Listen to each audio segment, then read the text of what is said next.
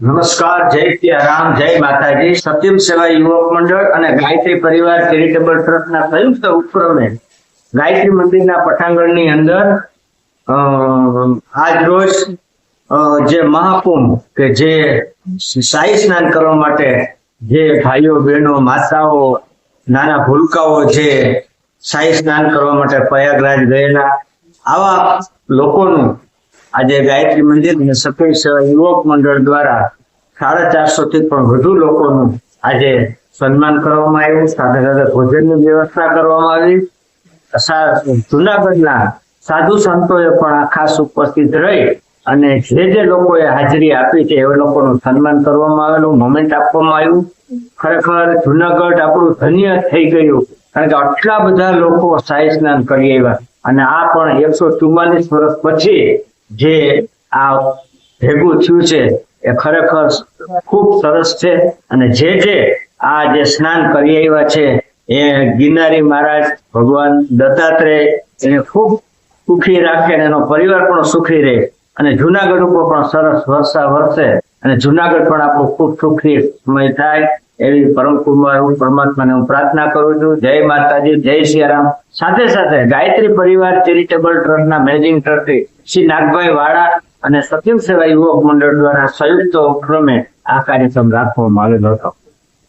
તટે મેળો ભવ્ય ભક્તજન ભૂમ ભરે અર્ધ સ્નાન કરી હરિ ભજે કર્મ બંધન એના ટળે. આવું કર્મનું જે બંધન છે મારું ને તમારું, ભૂલમાં મારાથી કોઈ ભગવાન પાસે આપણે એવી પ્રાર્થના કરીએ છીએ કે અમે તો કાળા માથાના માનવી, પ્રભુ અમારી કોઈ ભૂલ માફ કરજો. આવી કોઈ ભૂલ આપણી થઈ હોય તો એ ભૂલ આપણી ક્ષમ્ય બની હશે. એટલે આપ બધા ત્યાં પુણ્યના અધિકારી અને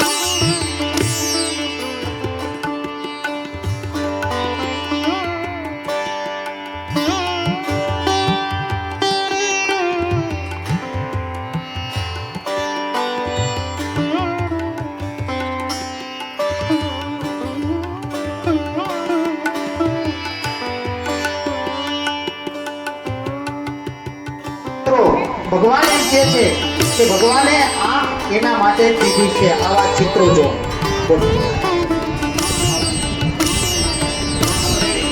મારી બાજુમાં એક બેન ઉભા છે, હાથે આવું નાનું બાળક 5 મહિનાની દીકરીને આશીર્વાદ મળે, ખરેખર આનંદની વાત.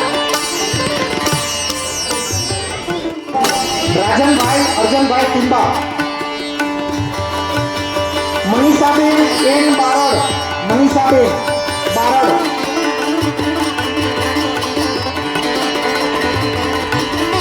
મનીષાબેન, જયશ્રીબેન ધર્મેન્દ્રભાઈ કુમકિયા, જયશ્રીબેન ધર્મેન્દ્રભાઈ, જયશ્રીબેન, કૃષ્ણાબેન જોશી, કૃષ્ણાબેન જોશી,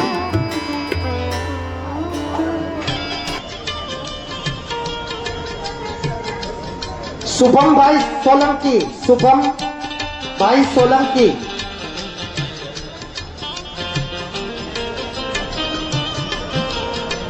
શુભમભાઈ સોલંકી,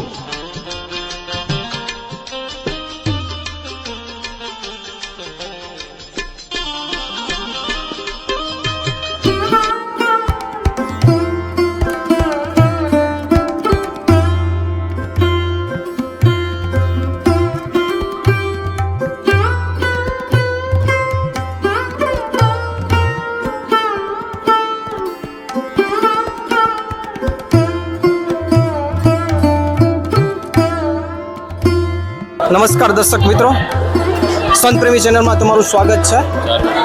મહાકુંભ 2025માં જે યાત્રિકો જુનાગઢથી જે મહાકુંભમાં ગયા હતા તેઓ અમારી સાથે સમારંભ અત્યારે યોજાયો છે. સત્યમ યુવક મંડળ ટ્રસ્ટ તથા ગાયત્રી પરિવારના ટ્રસ્ટ દ્વારા અહીંયા જે કોઈ ભાવિકો જે મહાકુંભમાં ગયા હતા એનો અહીં સમારંભ કરવામાં આવ્યું છે. તો અમારી સાથે ભાવિકો અહીંયા ઊભા છે. શું નામ તમારું?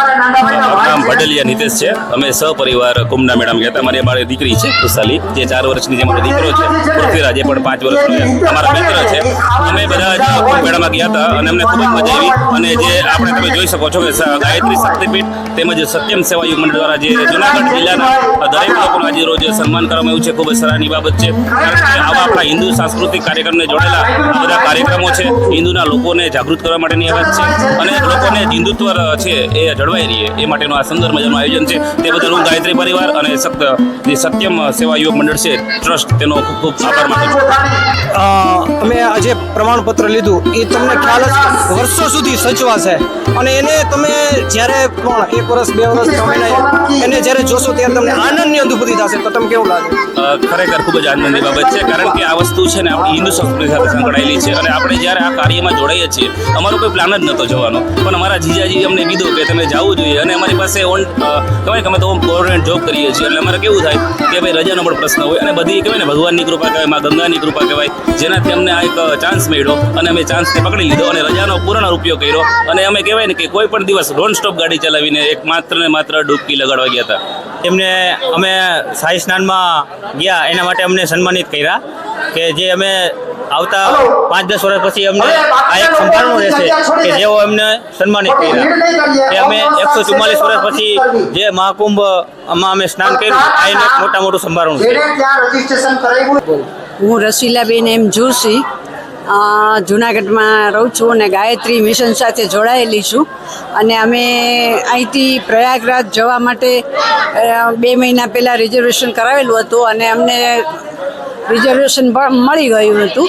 ને પછી અમે ત્યાં પ્રયાગરાજ પહોંચ્યા, પૂનમનું પહેલું સ્નાન કર્યું અને મકર સંક્રાંતિ પહેલું શાહી સ્નાન અમે 4:30 વાગ્યામાં કર્યું. અને ત્યાંની વ્યવસ્થા એટલે ખૂબ જ સરસ. આ યોગી આદિત્યનાથની વ્યવસ્થા એટલે ખૂબ જ સરસ. અને અમને 4:30 વાગ્યામાં અમે વહેલું સ્નાન કર્યું ને ખૂબ જ મજા આવી, ખૂબ જ આનંદ આવ્યો. આપણે જે 2025માં કુંભનો મેળામાં ગયા હતા એના માટે સત્યમ સેવક યુવક મંડળ અને ગાયત્રી શક્તિપીઠ દ્વારા આ સમારંભ કરવામાં આવ્યો છે. તો તમને એના માટે 2 શબ્દ કહેવાય તો કઈ રીતના કહો? હા, ગાયત્રી શક્તિપીઠ અને સત્યમ સેવા યુવક મંડળ એ ખૂબ જ સુંદર સેવા કરે, દવાખાનામાં કરે છે, ગરીબ કન્યાઓના લગ્ન કરે છે અને અંધ બહેનો માટે પણ એ બધી રીતે મદદરૂપ છે. એટલે એમના માટે જુનાગઢમાં મનસુખભાઈ વાજા અને ગાયત્રી શક્તિપીઠ નાગભાઈ વાળા ખૂબ જ મોટું યોગદાન છે. તેઓ લોકો બહુ સમર્પિત છે. તમારું શું નામ બેન? આશાબેન મણીલાલ સોલંકી અને ગાયત્રી શક્તિપીઠ ગાયત્રી જ્ઞાન મંદિર ગાયત્રી પરિવાર સાથે જોડાયેલી છું. ગાયત્રી મંદિર પ્રાણ પ્રતિષ્ઠા થઈ ત્યારથી અમે ગાયત્રી મંદિર સાથે જોડાયેલા છીએ. અમે કુંભ મેળામાં જઈ આવ્યા એના માટે અમારું અહીંયા ગાયત્રી શક્તિપીઠ સત્યમ સેવા યુવક મંડળ દ્વારા અમારું સન્માન કરવામાં આવેલું છે. અને અમને બહુ એમ કે આનંદને લાગણી અનુભવીએ છીએ કે આટલા 400-500 વ્યક્તિઓનું અમારા જુનાગઢ ખાતે કુંભ મેળામાં સ્નાન બદલ અમારું સન્માન કરવામાં આવ્યું છે.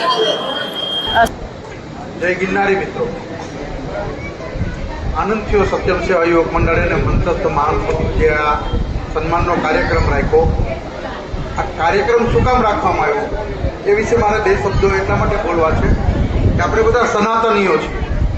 વાતપીઠ આપણે સાંભળીએ કે આપણે આપણા જે હિન્દુ સમાજના 18 વર્ણ છે એ મા ગંગા પોતાના દીકરાને સમાવતા હોય રીતે કોઈ પણ જાતના નાત જાતના ભેદભાવ વગર પોતાનામાં અંદર સમાવતા હોય ત્યારે આપણે પણ આપણી આજુબાજુમાં કોઈ પણ જાતનો નાત જાતનો ભેદભાવ ન રાખીએ. આજે વર્તમાન સમયમાં આપણે બધા સનાતની બની હિન્દુ બની જ્યારે એકજૂટ રહેશું તો ઘણી બધી વિટંબણાઓથી આપણે દૂર રહી શકીએ. હવે આપણી ફરજ થોડી વધારે શું કામ છે એ પણ હું જણાવું કે ગિરનારની અંદર જે આપણો મહાશિવરાત્રિ મેળો ભરાય છે એને અમે છેલ્લા 10 વર્ષથી લઘુકુંભ મહાશિવરાત્રિના મેળા તરીકે ઉજવીએ છીએ. એ આપણે બધાને ખ્યાલ હશે. 2015થી અમે મહાશિવરાત્રિ મેળાને લઘુકુંભ મહાશિવરાત્રિ મેળા તરીકે ઉજવીએ. ત્યારે મહાકુંભ અને લઘુકુંભ એટલે કે દર વર્ષે લઘુકુંભ, દર 4 વર્ષે કુંભ અને દર 12 વર્ષે મહાકુંભ, આ એક એવી સનાતનની પરંપરા આપણે શરૂ કરવાના છે આવનારા સમયમાં, અને આપણે બધા જુનાગઢવાસીઓના સાક્ષી બનવાના છે. ત્યારે આપ સૌને એક નમ્ર અપીલ છે કે દર વર્ષે આપણો જ્યારે શિવરાત્રિ મેળો, જેને આપણે લઘુકુંભ તરીકે ઉજવવાના છે, કારણ કે ગિરનાર આપણી આત્મસન્માન છે, આપણી ધરોહર છે, આપણું આસ્થાનું પ્રતીક છે.